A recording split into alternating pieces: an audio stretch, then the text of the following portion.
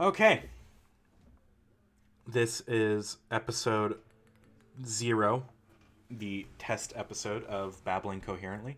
I am Mongo PSR, joined by my co-host and guest, VXV Fiddler.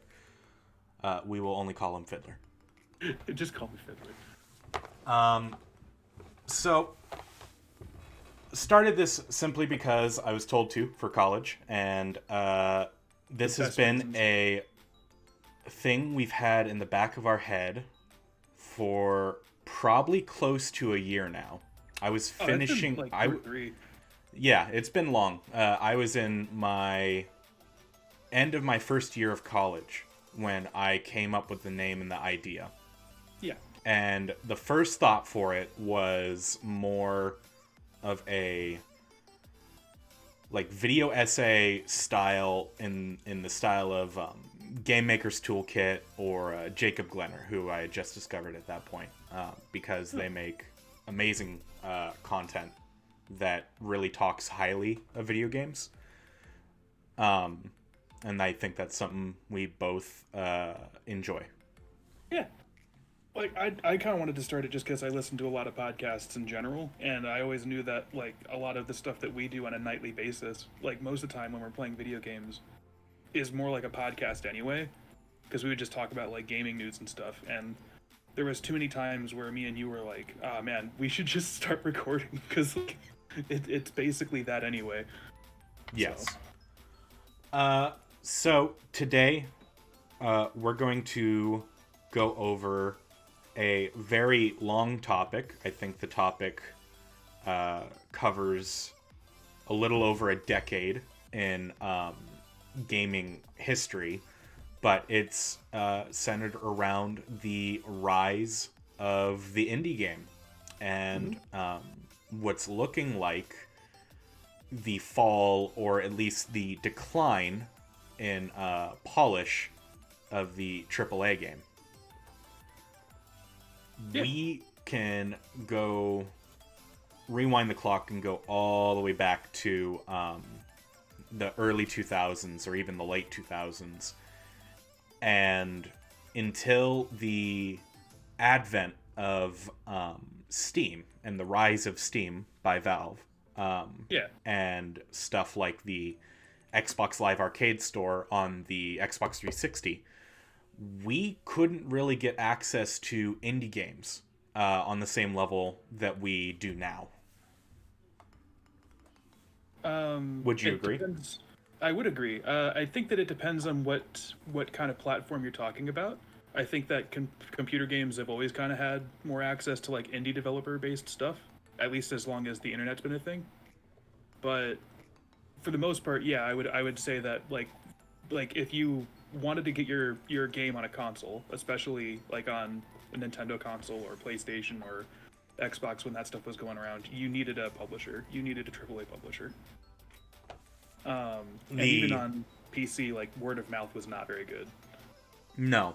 There were sites, there were forum Yes. sites.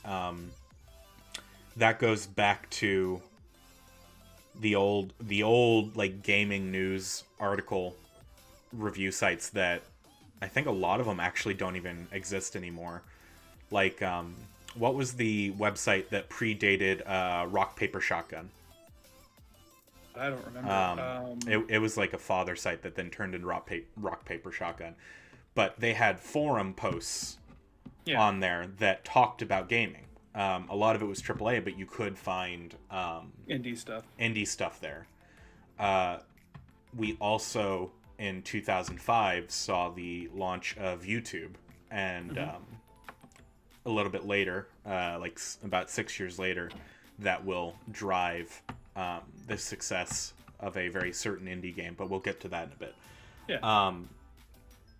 But back then, we really only had a few websites dedicated to indie games or stuff not published by big corporations. Newgrounds was the biggest one for Flash animation and Flash games made by single developer teams. Enthusiasts, whatever you want to call them. Yeah.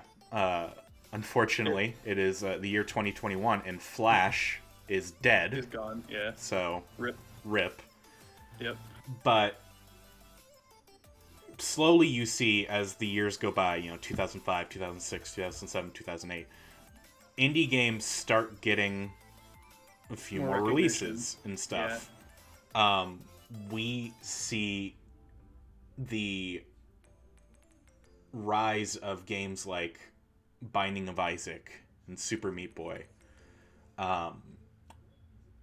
Fez, which we'll talk about here in a little bit, and of course what is now the most sold and largest game on the planet, Minecraft. Yeah. There's a lot of different things that lead to the rise of it, like both on consoles and on PC with like Steam and stuff, because we also have the Xbox arcade, the indie arcade. Yes. That was a huge big. That was a lot of people's first exposure to indie games for the most part, because if you didn't PC game, which most people didn't, that was your first exposure to the indie market. So. And a lot of reasons why people didn't really PC game is that PC gaming was nowhere near as user friendly as it is now, as it was back then. Yeah.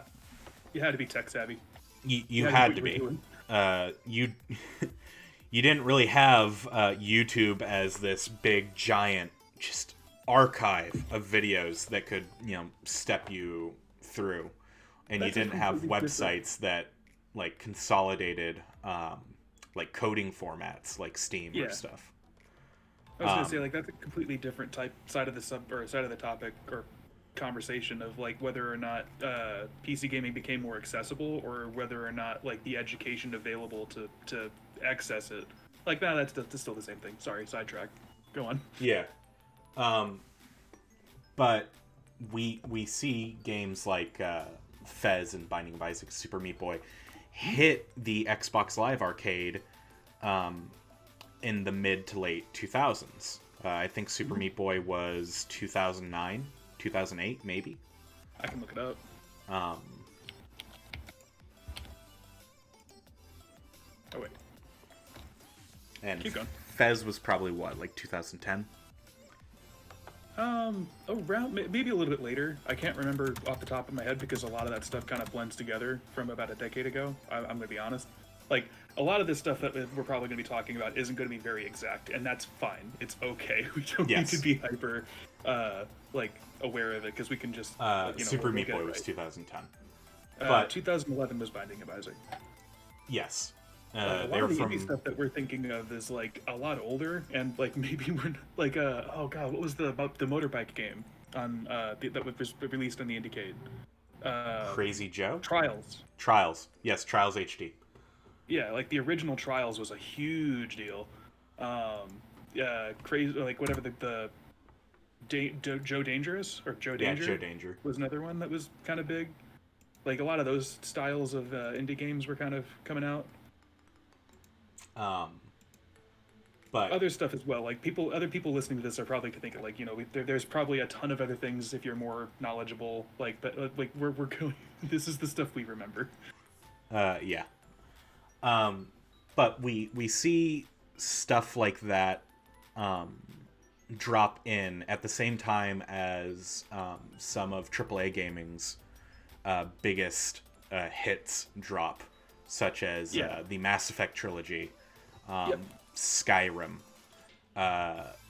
freaking Call of Duty Modern Warfare 2, the original Black Ops. I think that around the same time that indie games were starting to get a voice by like Steam Greenlight, the Steam Greenlight program, and by Indie Arcade on Xbox, is around the same time, maybe a little bit before, that AAA games had a sudden rise to power as well. Because before like the early 2000s, you had first party titles, and that was kind of like, those were AAA, but for the most part all games were kind of on the same level. Even you had Halo, and then you had like God of War and stuff. Like you had your first party titles, but Like, I was meaning more like before that, like with Nintendo 64, because like Halo and yes. God of War was when AAA really started to go big. Like that's when it really started to go mainstream. When it Well, became a it part started to go of. big with like Halo 2 and Yeah, 3. I wouldn't argue Halo agreed. 1 No, you're right. started a movement in the same way that we saw, like the work. Like, wasn't there an Yeah. article for Modern Warfare 2 where like the workforce dropped by like 9% on the day it launched? Like that many people called in. I don't know if it was it might have been Modern Warfare 3 actually, but yeah, it was something like that. Like it definitely started that trend, I think, or it was kind of one of those. Like, it was significant that it hit national news. Oh yeah, But like, and people were weirded out. Yeah.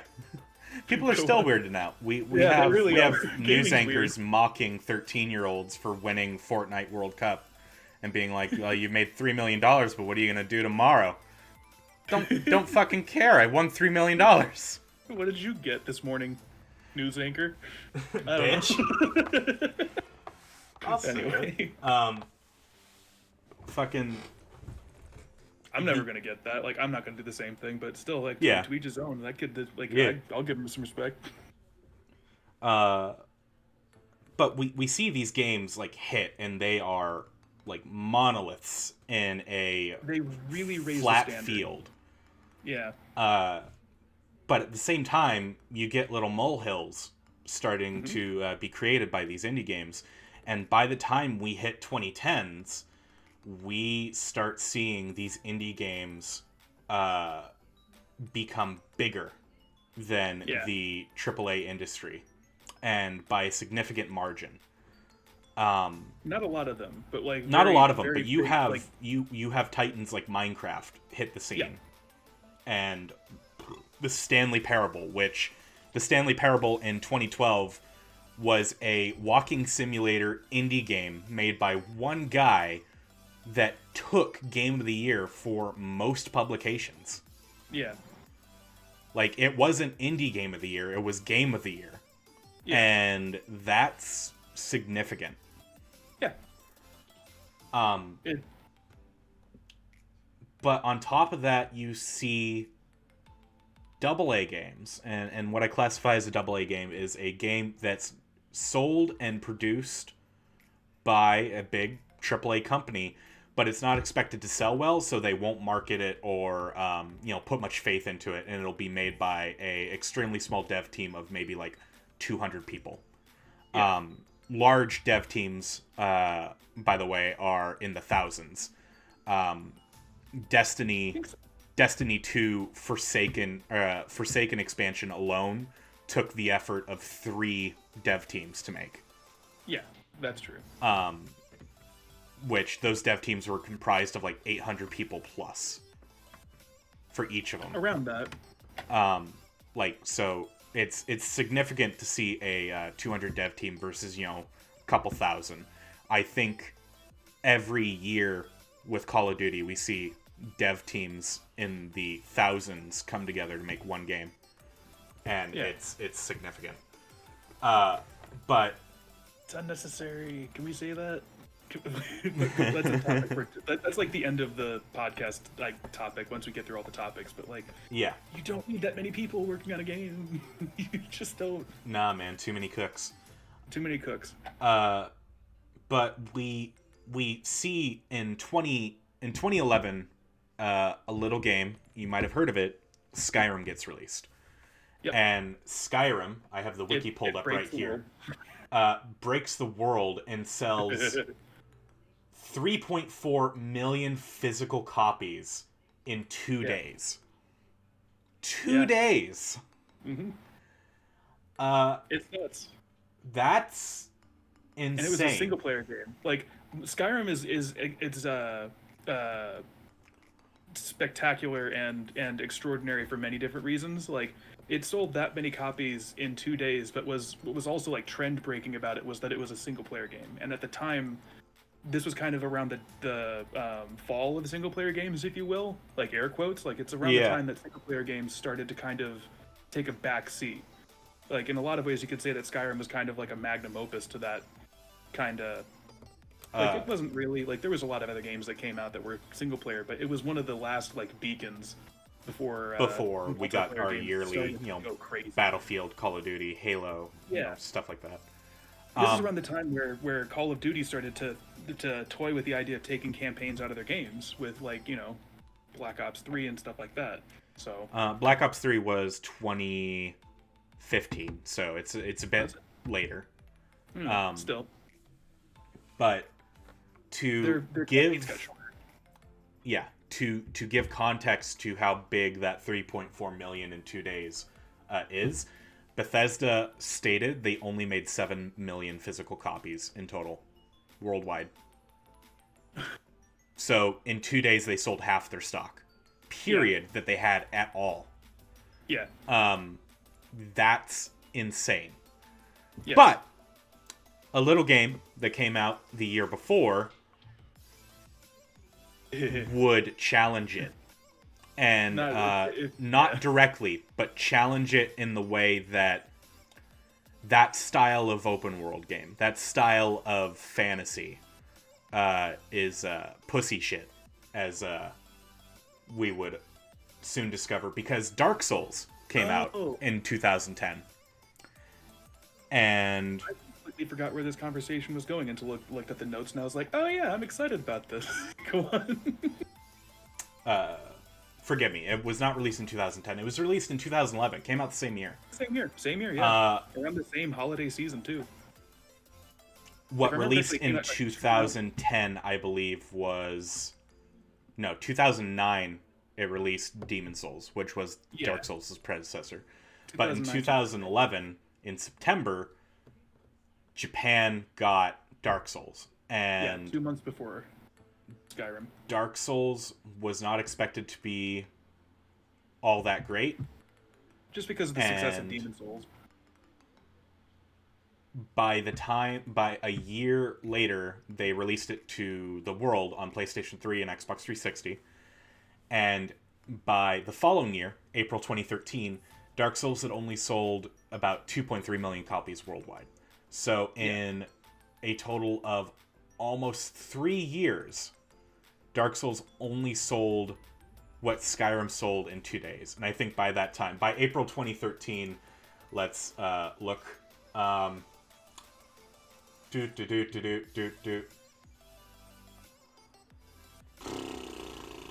June 2013, over 20 million sold for Skyrim. Yeah. But we now can look back with hindsight and see Dark Souls as this Goliath franchise that people whisper about, like, oh yeah, you're a good gamer, but have you played Dark Souls? We played Dark Souls, yeah. Have you beat Dark Souls? And it is now, as a franchise, sold over 25 million copies to date. Yeah. Making it turn from a little AA game that the predecessor Demon Souls didn't even get a port for about 6 to 9 months because they sold so poorly in Japan that the creators thought that the world would not care for it. But it turns out Americans really like to suffer compared to Japanese people, apparently, because it tripled its expected sales. Demon Souls did when it got a worldwide release. Yeah. Dark Souls, the rise of Dark Souls and Demon Souls is a really interesting kind of thing for American audiences, just because I think that this was around the same time that popular like video essay people for like video games were kind of releasing stuff on YouTube, talking about like game design a lot more, talking about like just talking about how games are made, the psychology of them and everything, and also like again like the reputation of it just being a hard game kind of drawing some people as well. Yeah. But you have more traditional publications like IGN growing to being respected publicists. Maybe not so respected now, but that's were they ever respected? That's more jokey than anything. I don't remember IGN ever being that very respectful personally. But they were the biggest publication. They were, yes. But you also see rise of like you said, video essay personalities, but critics like Jim Sterling and Yahtzee Croshaw. Yahtzee Croshaw. You have like tons of other yeah. Sorry, go on. And in this time, those are the names that we can mention, but like for the most part, like you have a bunch. You have of like Total Biscuit. essays. Total Biscuit absolutely was a big deal. You have like just like the rise of Let's Plays in general too. So like a lot more people were watching people play Demon Souls and watching people play Dark Souls. And I think that it's one of those game series that if you're just looking from the outside in, if you don't have somebody playing it to explain to you what's going on, it doesn't look that appealing. But then when you see people playing it and you see how the game works, I think it's one of those games that draws you in because of its complexity or like the amount of customization that's available or just whatever draws you into it. Like, but you need to have that bridge. Yes. And I think that the different things that we're mentioning kind of provided that bridge for a lot of people who otherwise would never have touched it with a 10-foot pole.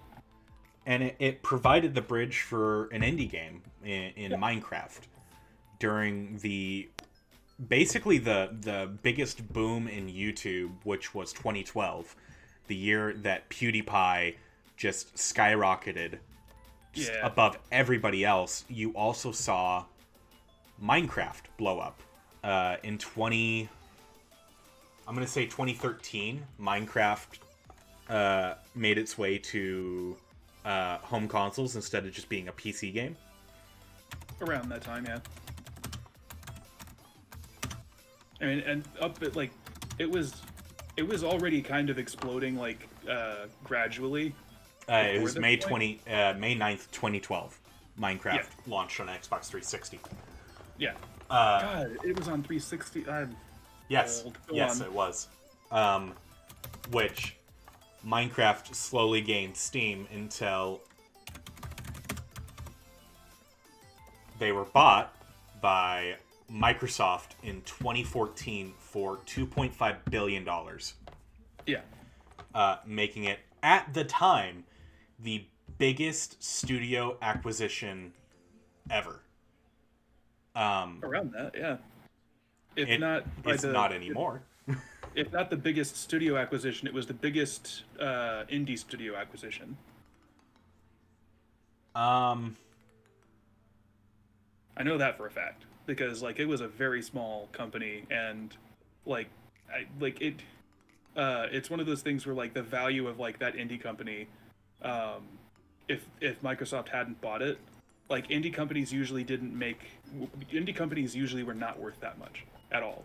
No. Like if you were going to buy an indie company, it would not have cost. Would you say it was like how many millions? $2.5 billion. $2.5 billion to buy Mojang, which was an indie company that at the time I remember. I think it only had around like 20 people in it, maybe less. Like throughout its history, like it got popular. Like even before it started to kind of plateau. It only had about like 14 people developing it. So like that company that only has like about 12 to like 15, maybe 20 people in it was bought for $2.5 billion. Yeah, that only had one game. They had one game. Yeah. They had Minecraft. Three. They had Scrolls and they had a different game that I can't remember the name of. But so they had one game. They had one game. Yeah. Who the fuck remembers Scrolls? I don't. Did because there was a lawsuit about it because Elder Scrolls sued them because of the use of scrolls and it was dumb. Speaking of Bethesda, to put it into context, Microsoft bought Bethesda for $7.5 billion. But to be clear, that's including ZeniMax Studios, Arcane Studios, id, and Bethesda. They bought a total of like 4 studios. There might be one I'm missing, forgetting, for $7.5 billion with like, you know, 7 or like a handful of like games. To be clear, you're talking about like them, Microsoft not acquiring Mojang. Now you're talking about them acquiring Bethesda just a couple months ago. Like it was finalized a couple days ago. Yes. For how much? Like $7.5 billion. But to clarify, they bought like the equivalent of like 5 studios for $7.5 billion. They bought one studio that only had one majorly successful game. Yeah. For $2.5 billion. So, like, 33% of that acquisition for Minecraft. It shows you the sheer size of how much they valued Minecraft as an asset. Yeah. Or a potential asset. And that's... It like, puts Minecraft above and beyond any other singular franchise that they bought for Bethesda, like hands down. And that's just like unthinkable now, or unthinkable back then. It was unthinkable back then. Yeah, I was about to say. But now, maybe it's not so unthinkable, especially with the public perception that AAA game studios have now.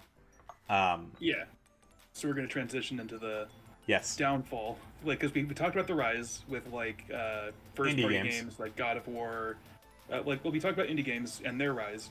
Well, actually, we have let's go. Let's talk. Let's go. Okay, that's what I was doing. Sorry, yes, I know you were. I'm like, go on. During that time, during that rise, big development companies like EA, Ubisoft, Square Enix, Bethesda, Microsoft, Sony, all these people are hitting their strides with, monster titles. But then they start losing a bit of love from the world at large.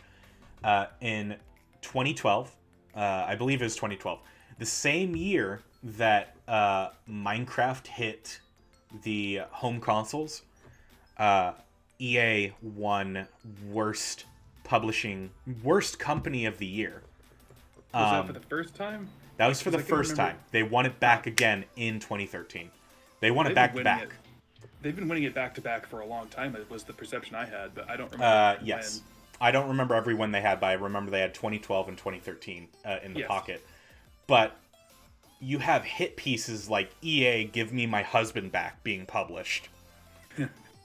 Yes. Talking about the horrific working conditions in AAA studios. Specifically, EA was targeted. But while, like Rockstar and stuff are publishing, Grand Theft Auto 4 and EA is publishing like Mass Effect and like Mass Effect 3 and stuff, like these companies are getting raked over the coals for the way they treat their workers and their scummy business practices. Around you got to remember, 2013 is when Grand Theft Auto 5 released. Okay. Semantics. Sorry, I didn't mean to. I interrupted you, and I shouldn't have. Go on. It's okay. I'll replace you in the next episode. Yes, 2013 is when Grand Theft Auto 5 first released. But you have these companies getting raked over the coals, and they're practicing super, super scummy business tactics. Do you remember when you had to buy an online passcode for multiplayer games? Yeah, that was EA. A thing for a long time. Yeah, I know it was. Yeah. Oh, I know.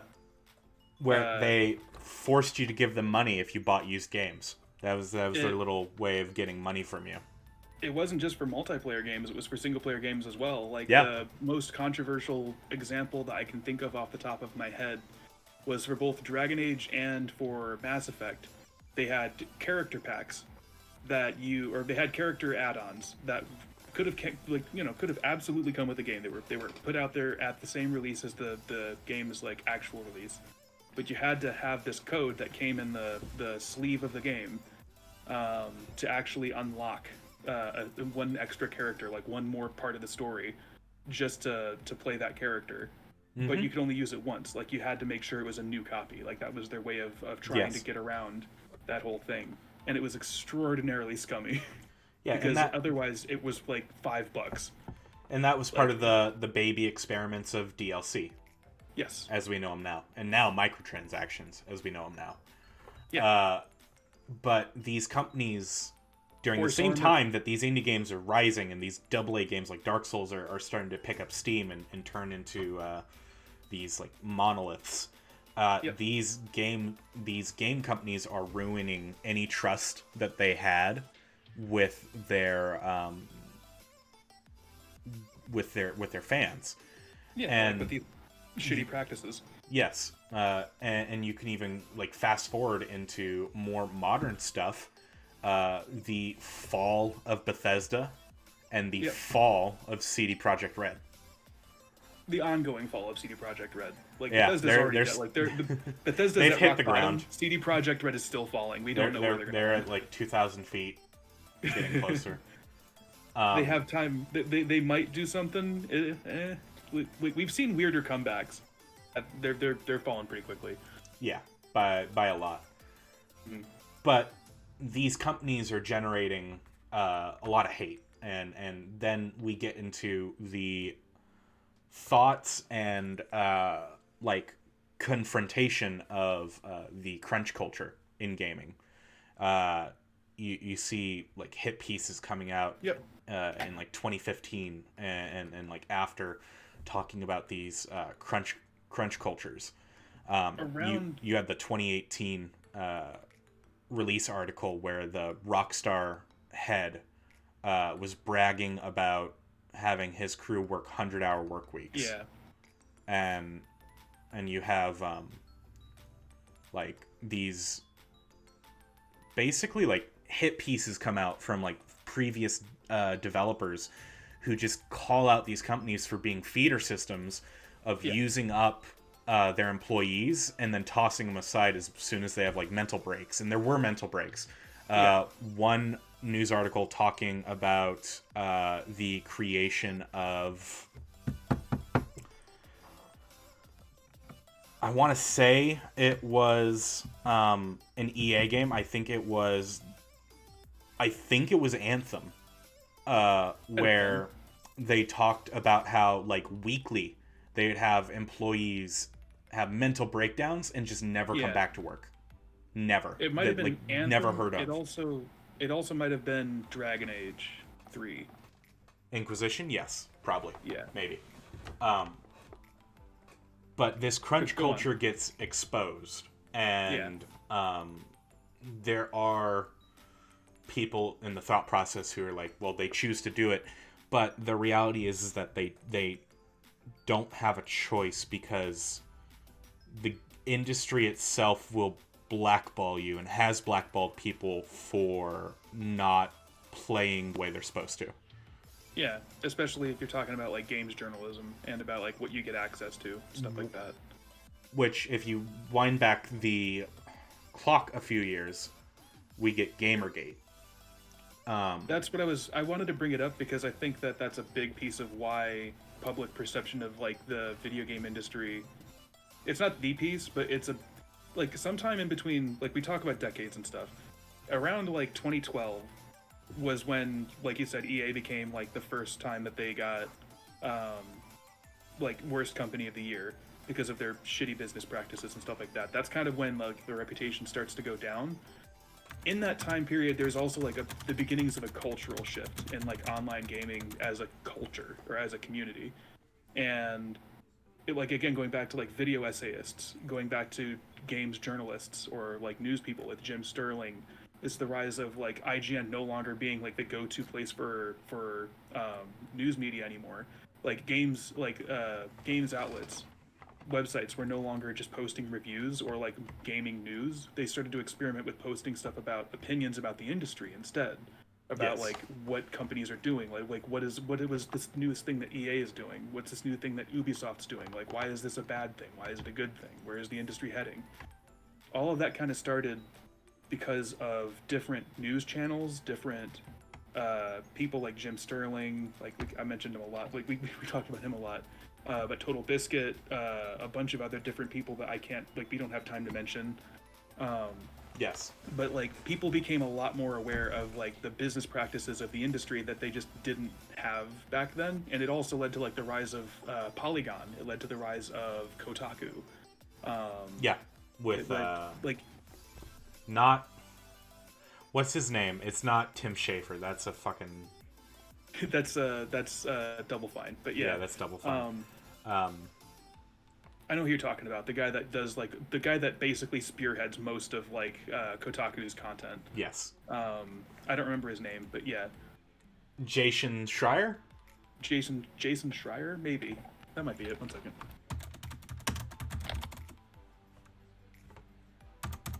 It looks like it might be, yeah. Yeah. Yeah.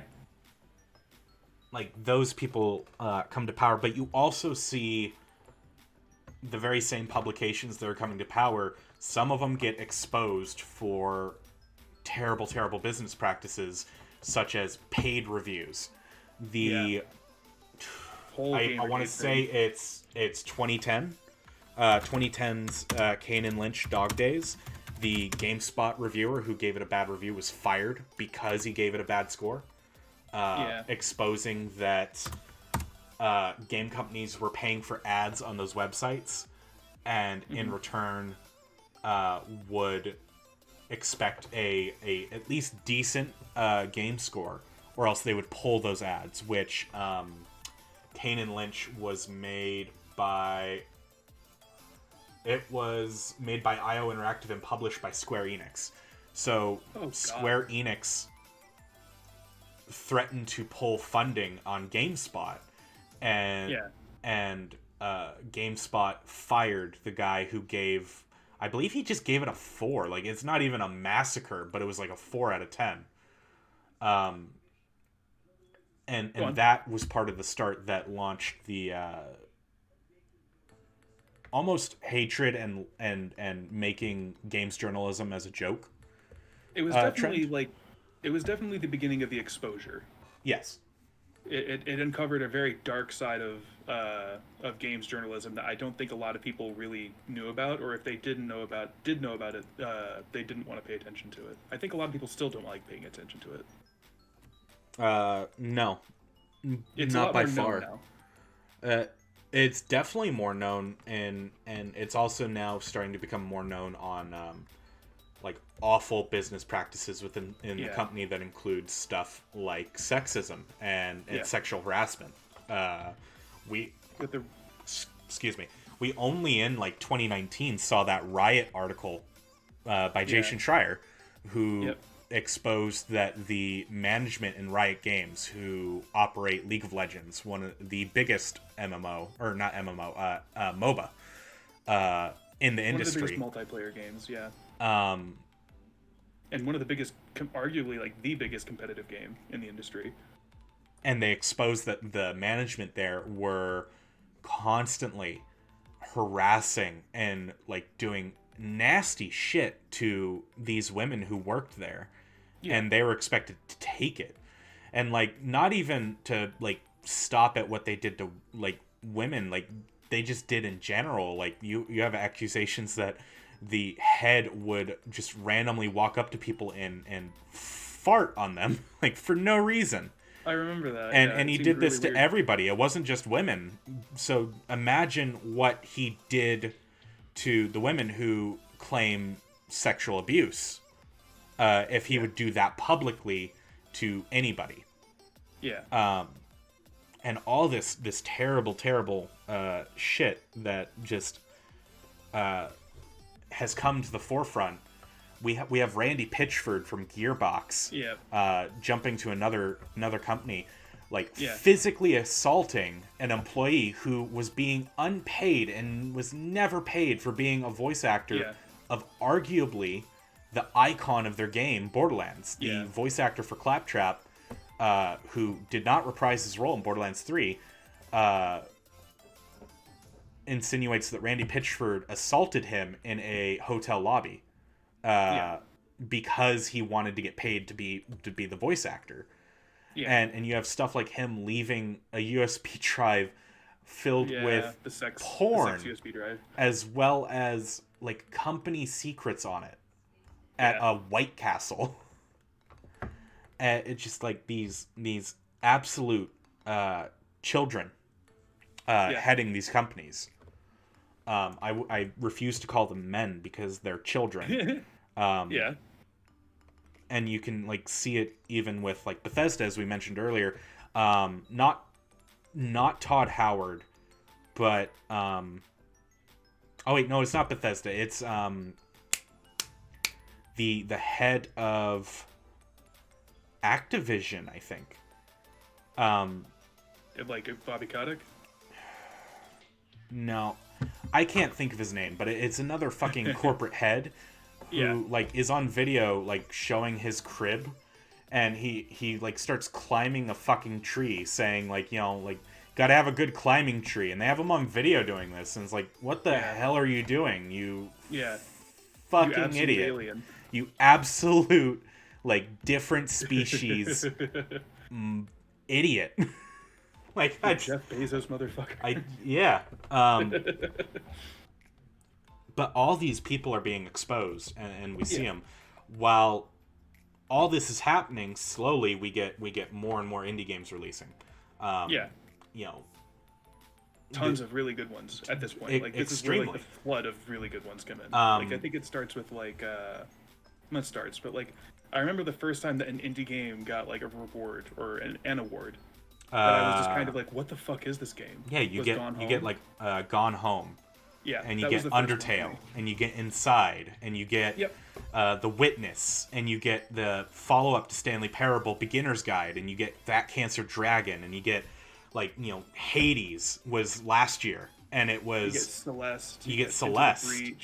Into the Breach. Like, all these games that are made by, you know, under 100 people. Please. A lot of them... Papers, Please. A lot of them not even being made by people in the double digits.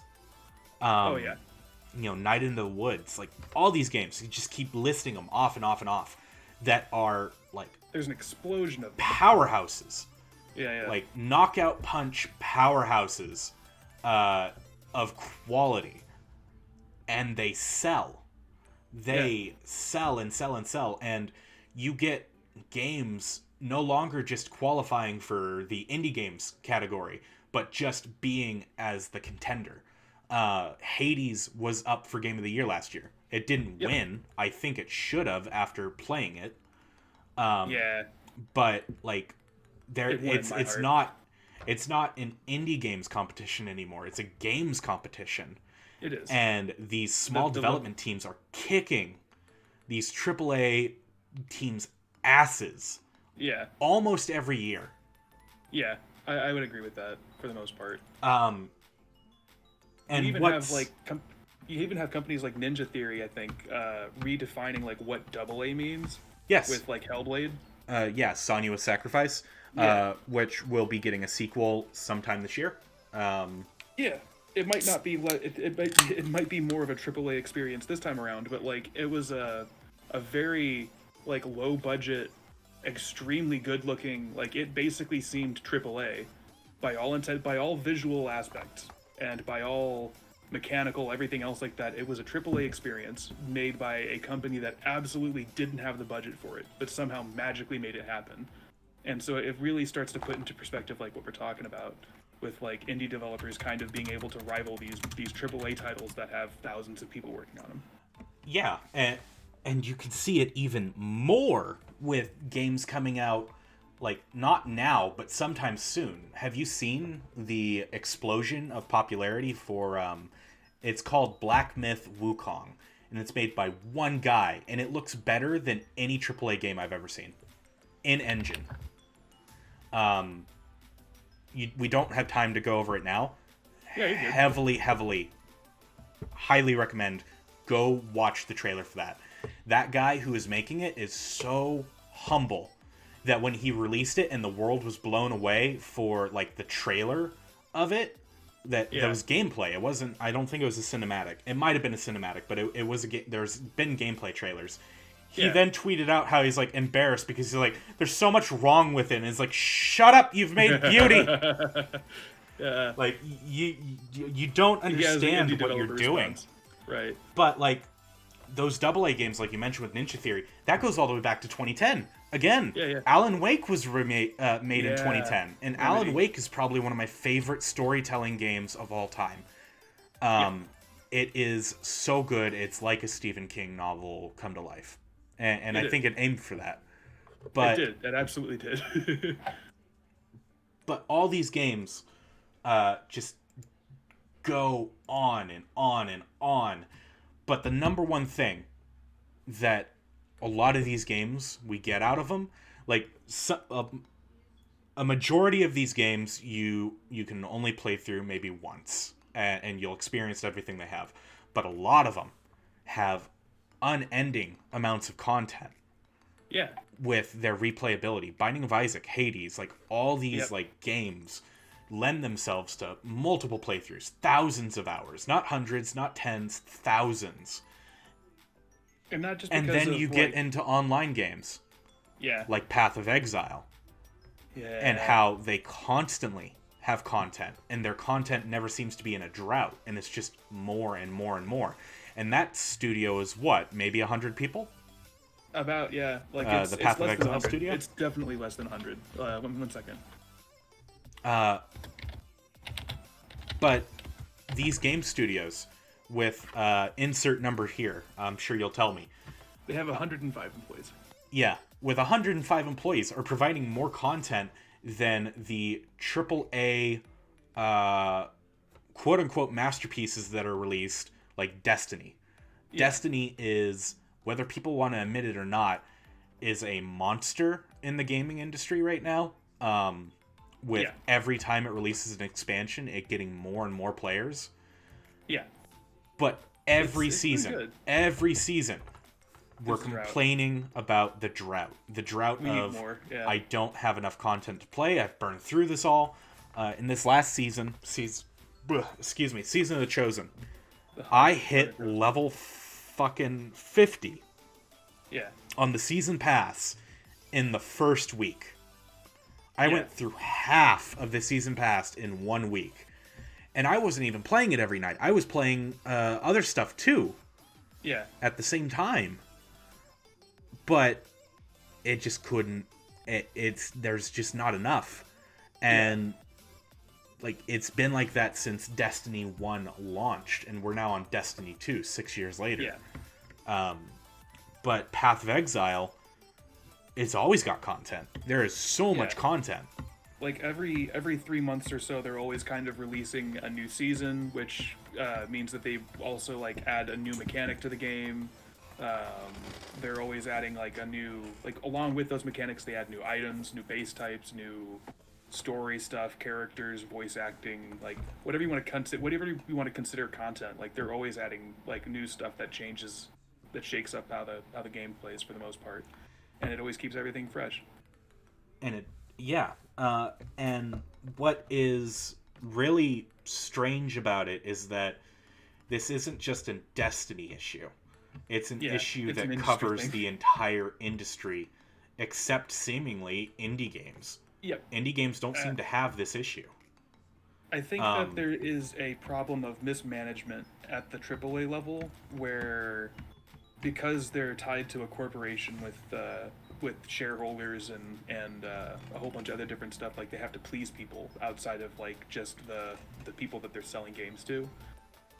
They have this issue of not necessarily knowing how much development time is going to take, like, because like it's like, especially with like the changing landscape of like online games. Like Destiny was kind of the beginning of a seasonal content, always online kind of, you know, like an ever evolving, like what do we call those games? I'm sorry, I'm brain farting today. Live service. Live service games. That's the word. Like it was the beginning of that sort of stuff. Like they'd existed since like World of Warcraft, but this is again like, for whatever reason in video game history, until something comes to consoles, that's kind of when it starts to blow up a lot. That's when it starts to get like really crazy. It goes haywire. That's when the entire industry tries to pick it up instead of just some of the industry. Destiny was the first time that the industry started to take notice of that sort of stuff, and Destiny was like the result of the industry taking notice, I guess, and it was the first time that they implemented it on like a console, and it really blew up.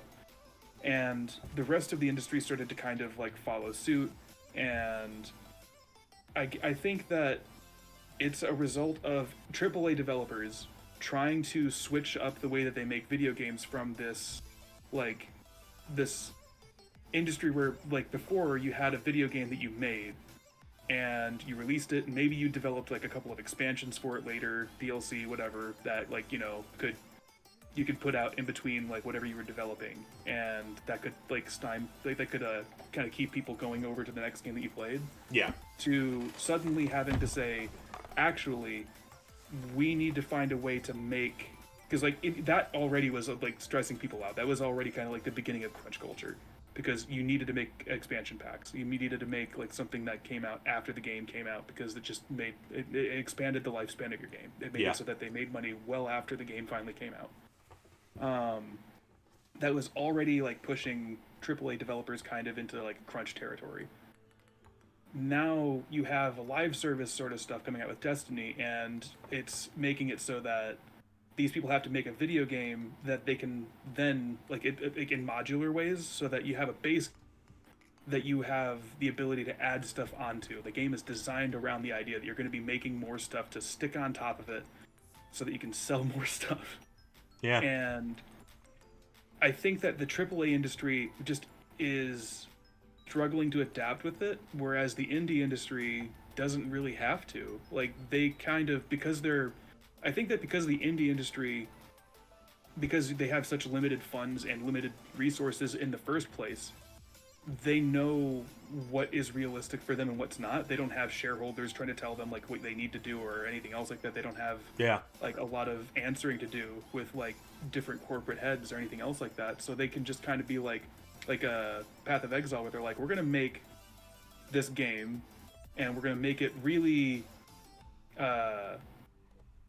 what's the term, like efficient. We're going to make it very efficient for us to, like, we know how much time it takes for us to make content for the game. It doesn't take that very much. It's a very, very cheap to make content for it kind of game. Yeah. So they can really kind of pack in as much content as they can with it. Whereas Destiny, because it's a AAA title, it has all these different resources that they need to keep on adding to it to make it, like, it's extraordinarily expensive, both time and funds-wise, to, like, add stuff to it. And I think that, like, that's where indie developers kind of have an advantage and are just like a little bit just more savvy, I guess, than AAA developers are with this sort of thing. Yeah. It's easy to know what you have time for when you're not accounting for 500 people. Yeah. It's also easier to make decisions, like company-wide decisions. Yeah. Everybody can just agree a lot easier on what to do. But, like, with these live service games, they have this content drought, and then you see these indie games just go off. Last year was the year of Among Us and Phasmophobia, and there is almost no reason why those games should have taken off the way they did, but YouTubers started playing them, Twitch streamers started playing them, and they just became huge. Among Us, I think, was released all the way back in 2016. Like, when was... Yeah. No, it was released quite a while ago. And then all of a sudden in 2020, yeah, this game's fun. Let's stream it. And then it just takes over. And Phasmophobia, it's made by one guy. Yep. And it just takes over in Halloween of 2020. And just constantly we get update. Phasmophobia had like 8 major updates in 2020, and they just released their first major one this year, and every time they update, it adds more to the game every single time, such a good significantly. But you just don't get that with live service games. No. We saw CD Projekt Red try and fix their abortion that is we are Cyberpunk 2077, and they did major fixes relatively quickly. The game was delayed forever, from like, it was going to come out last year in April, then September, then November, then December, and it finally came out in December, and it's trash. Not that the game's bad, but it don't work. It don't work. It modern consoles just can't run it. Xbox One can't run it. PS4 can't run it. I had a One X and it barely ran it. Like, it chugged. And even the new consoles, the PS5 and the Series X, struggle sometimes with Yeah. some of the glitches. Not performance-wise, they beat it over the head with their power, but even still, like top-end PCs and stuff, it was not in a good place when it launched. Yeah. And I was about to say, it took a day one patch. It was unplayable before the day one patch for modern consoles. yeah, it like your own personal experience with it was that you tried to play it on the intended console that it was meant for, which is PC. You couldn't because the game didn't work. It ate my PC, and my Didn't- PC is from 2018. It's Yeah. not that old, and it was pretty powerful when I bought it. It was a mid-range Alienware laptop that I bought Yeah. for video editing and stuff, and also the ability to play games. But it beats the minimum requirements of that game by quite a bit. And yet, I'm almost positive it was an Cyberpunk- optimization issue.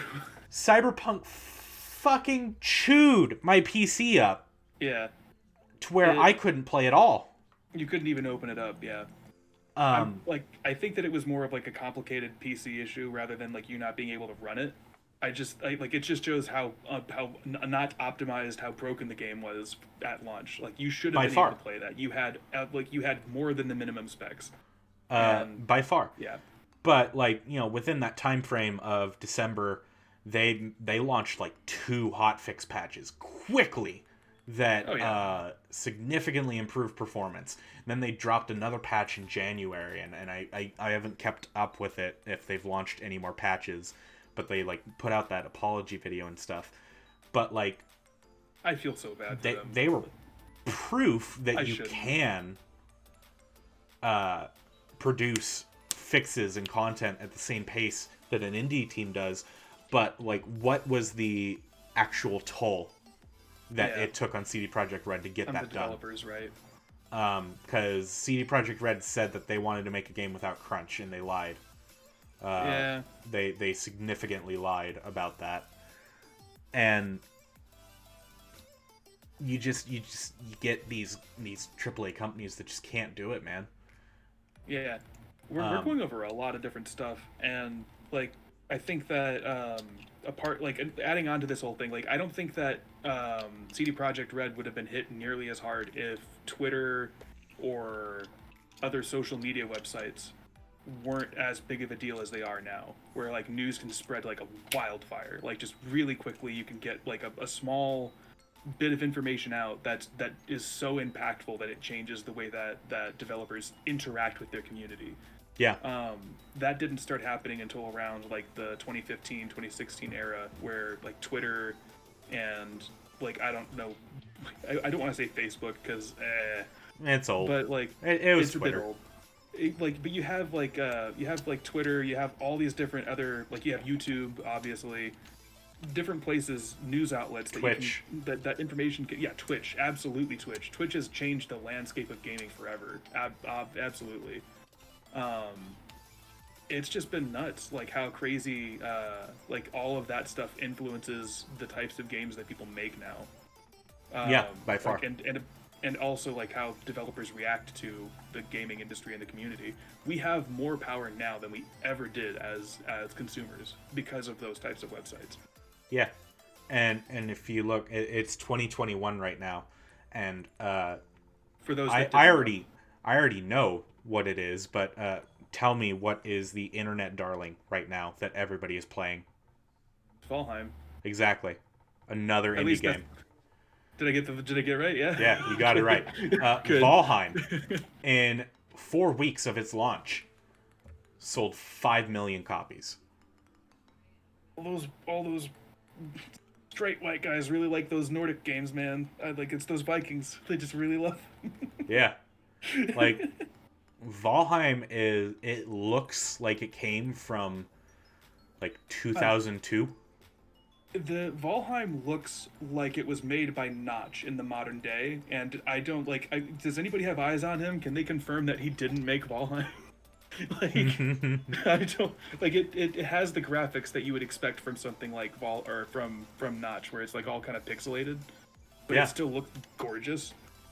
Like it's a phenomenal looking game. It was made in Unity. It's like 400 megabytes. Sorry, like this is stuff that is like probably not relatable for like people that don't play video games, but it's a small ass game, and it does not seem like it at all. Where we have like COD Modern Warfare taking up fucking 200 gigabytes. Yeah, 200 gigabytes And this on game consoles. you can download in 2 seconds. And this game is only like 400 megabytes. I deleted stuff off my computer because I try not to put my Steam my Steam games on a like external. I try to keep it all internal. And I deleted stuff off because I was like, oh, here we go. Here's like another like 10, 20 gigs. And it's like, oh, that's like 400 megabytes. Okay. And it's the number one thing right now.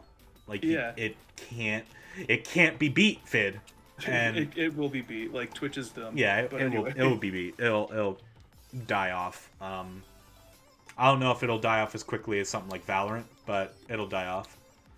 Valorant isn't really that dead, but yeah, like it's definitely not at its peak anymore. It's nowhere near its peak. But now we're at modern times. Yes. And everything that we just covered for like the last 10 years, like of this entire conversation, I would have previously said was modern times. It's not. It's weird to say that, but it's not. Like, now is modern times. Yeah. Now is the future. It really is. We're here. Where COVID hit. Sorry, go on. Fuck. Don't, just to remind everybody. Just to date this. Yeah, it's the game Rumps say, the Backstreet Boys. They like touring. Backstreet Boys reunion tour, yeah. Go on, sorry. Where do you see AAA gaming going? And then where do you see indie games going? Like, what is going to happen in the next 10 years? Okay, so you can kind of already see it happening right now, but if the trend continues, I see a lot more publishers being bought out or bought up by first-party platforms like Sony, like Microsoft, like Nintendo. Well, probably not Nintendo. Nintendo doesn't have that much money. Not comparatively to Sony and Microsoft, but yeah, I think that you're going to see a lot more publishers like Bethesda.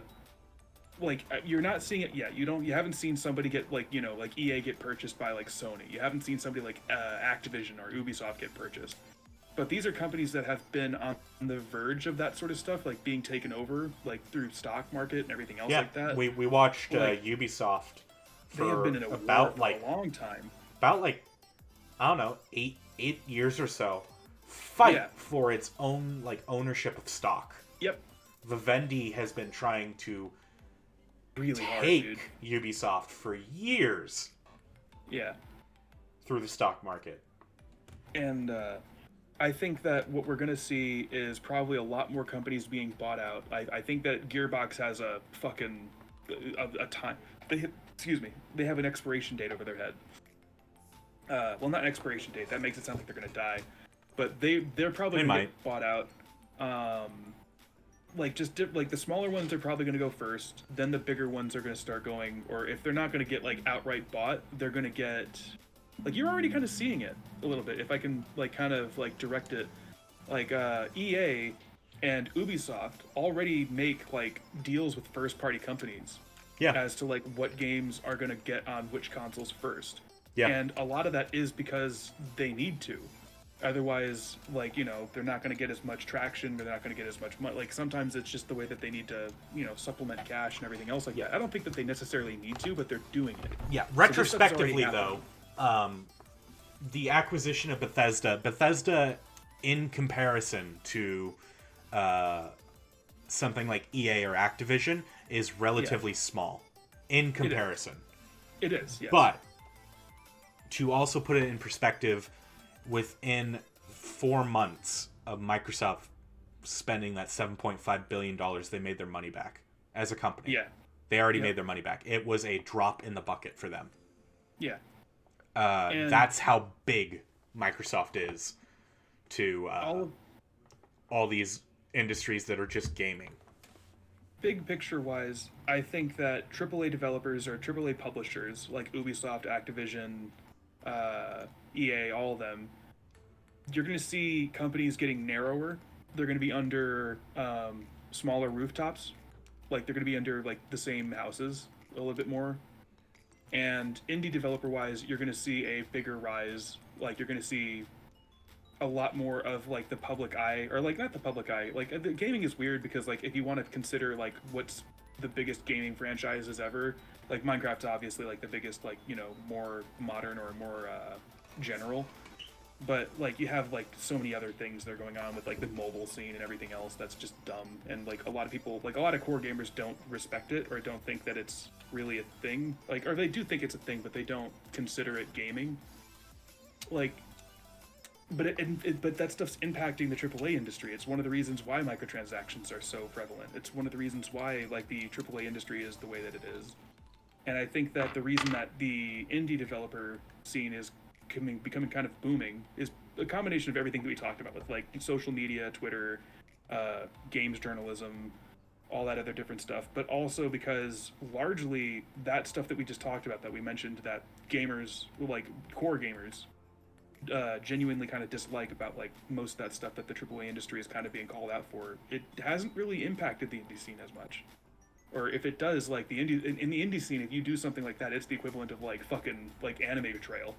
Like it goes into a compilation. Yeah. Well, we already kind of saw that because we did have an indie example do that. Phil Fish. Oh yeah, of Fez fame. You're right. Fez. Not Around the same time, stuff like Binding of Isaac and Super Meat Boy and Minecraft. Fez was also a juggernaut in that little indie scene, but Phil Fish, the creator, was went not having nuts. He just went nuts. He had such a spiral in like madness and insanity in the stuff he was doing that books were written about him that were like New York Times bestsellers about like this just downward spiral of this garbage human being. If you want to get into an even more recent example, like it's a bit out of date because their public image has kind of recovered a little bit, but Hello Games with No Man's Sky, like is an example of an indie game developer that a lot of people kind of saw as just like betraying a little bit of like the spirit of indie games. I'm very surprised the Hello Games debacle with No Man's Sky didn't lead to another Gamergate style thing. Yeah. It almost did, didn't it? Because the amount of foul cry and heat that Hello Games generated for No Man's Sky was so high, air quotes, that I think people were hotter than they were with the EA loot box thing for Battlefront 2. I think they were more mad than the entire Gamergate controversy.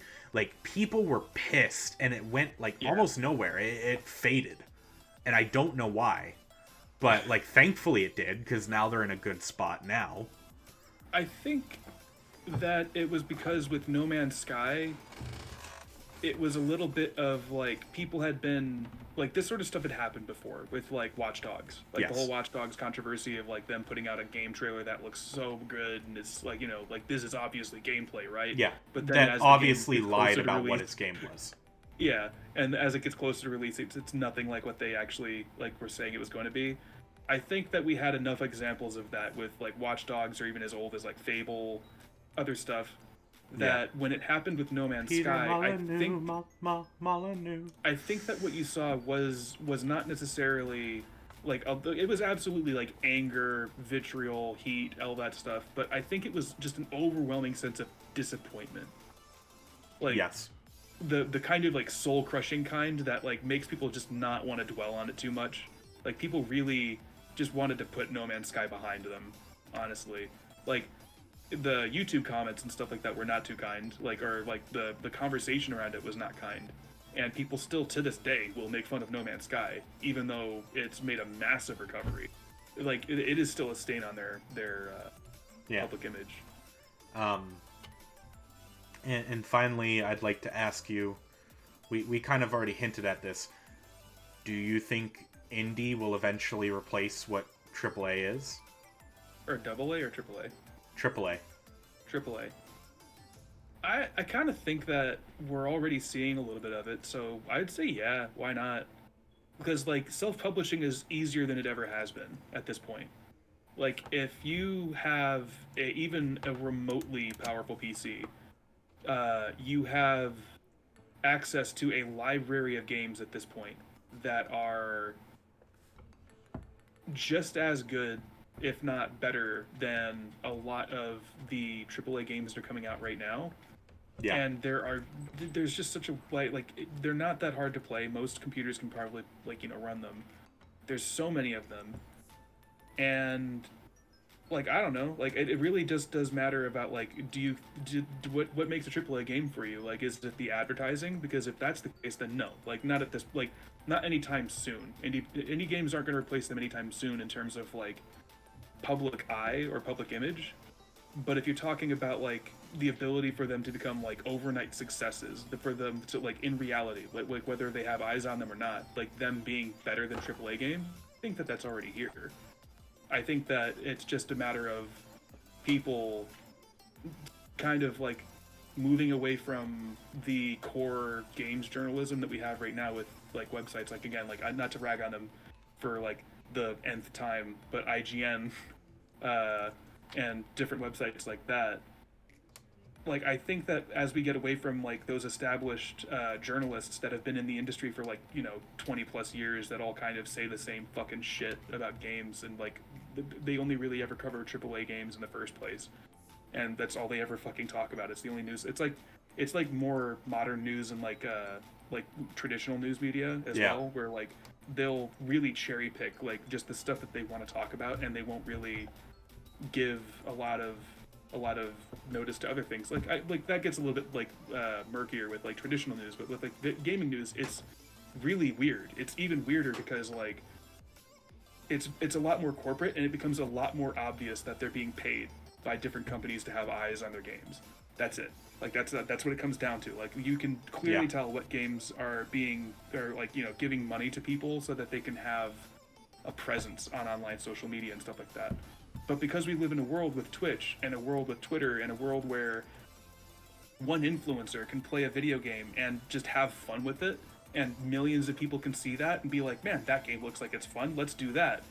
And that person didn't pay the indie people didn't pay that person to play it at all, or if they did, it definitely wasn't as much money as EA or Bethesda would be spending to get somebody to make a video on one of their games. There's so much more potential for indie games to absolutely make the kind of rise that we're talking about. It's just a matter of eyes. It's just a matter of there's so many of them, and even the ones that we've mentioned are just the tips of the iceberg of really quality, great indie games that are out there that just don't get recognition. Yeah. But they're also filled with the swamp. There's so many bad ones. If you want to hear about an actual swamp, you can just go to Jim Sterling's channel and watch him rip into just this shovelware that plagues publishing sites like Steam. Yeah. Self-publishing sites where you just get these asset rips mixed in 90% asset rips than 10% gem of just trash, non-functional trash. Have you seen what Markiplier's been playing recently? It's a horror game called Dead of Night or whatever. Yeah, I haven't watched it yet. That game, I should look up if it's an indie game or not, but at Dead of Night, yes. Is this an indie game? It looks like it might be an indie game. Probably is. Yeah. Okay, so that game is more along. It's a horror version of oh god, what's the point and click adventure game, puzzle game that was really old. You're on an island. Myst. Oh, Myst.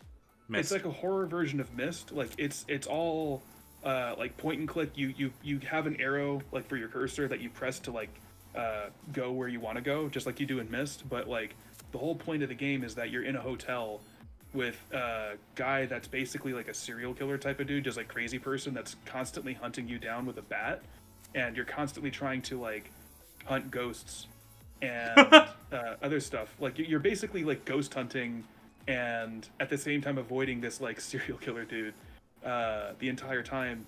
And it was all done to be like a hybrid of like real life. Like it has real video, like actual film for like the characters supplemented over the video game stuff, and it's really well done. It looks really good, and you can tell that it probably didn't take much effort for them to make, to be honest. Like maybe just some programming knowledge, really. Yeah. And like that game is getting a lot of really cool attention, and it's like it's probably going to change the way that horror games are made at this point, in my opinion. Like because well, not like it's probably going to change like a little bit of the trajectory of horror games. Yeah. Because of just how simple it is. Like it's such an easy concept, and It's that in that realm of would never have thought simplicity that. and then popularity by influencers of Five Nights at Freddy's. That's another yeah. indie darling that we didn't even mention. Yes, absolutely. There's too many that we didn't mention. There's so a many lot. that we can't mention them all. There's so many that we can't mention, but like, I think the number one thing that indie games have taught us is that we will always get more quality and higher quality from a single person's passion project than a shovelware AAA yearly, bi-yearly push out. Yeah. Like a Call of Duty or a Madden or an NBA 2K. Fight me. Right. Because those games are fucking trash. Most of the time. Pretty hard to agree. And I think in the future we will see a shift in AAA games because the bubble's gonna burst at some point. We are in an industry that just keeps making more and more and more and more money, but there's gonna be a plateau. There has to be. Yeah, it's gonna happen with either indie games just getting to a point where, with social media and like the current like cultural zeitgeist, that like or AAA games just kind of become indie games, or they just kind of become sort of the same, or they become probably the same indistinguishable. thing. Like this is a bit of a it's the same thing, just different grammar. Like, or the AAA industry is just going to keep shooting itself in the foot to the point that they just kill themselves. I can't tell you which one's going to happen first, to be honest. Yeah. And I think that wrapped things up for episode 0 of Babbling Coherently. Episode 0. We definitely babbled. I don't know if we did it coherently, but we have been going for about an hour and 17 minutes so far. And I think we've ran the course of this topic in the many, many paths we took to talk about the same goddamn thing. It's a big topic, and I think that a part of it was that like it's not very hyper specific. Like there's so many other specific topics that we could talk about along the way that can explain a lot of it, but we don't have the time for it. Like I think like every single topic is interesting on this. Like you could do a series. Speaking of series, we will publish this, post this, and look and see if we get any feedback. I expect none, but we will update the formula, maybe add a few things, make an intro, stuff like that. I already had some feedback. I'm just kidding. And well, I don't give a fuck about your feedback. I already told you I'm replacing you. We will. I'll leave an angry comment under a new username. See where this goes, and maybe revisit some of these topics in the future. And that's it. Bye-bye. Bye.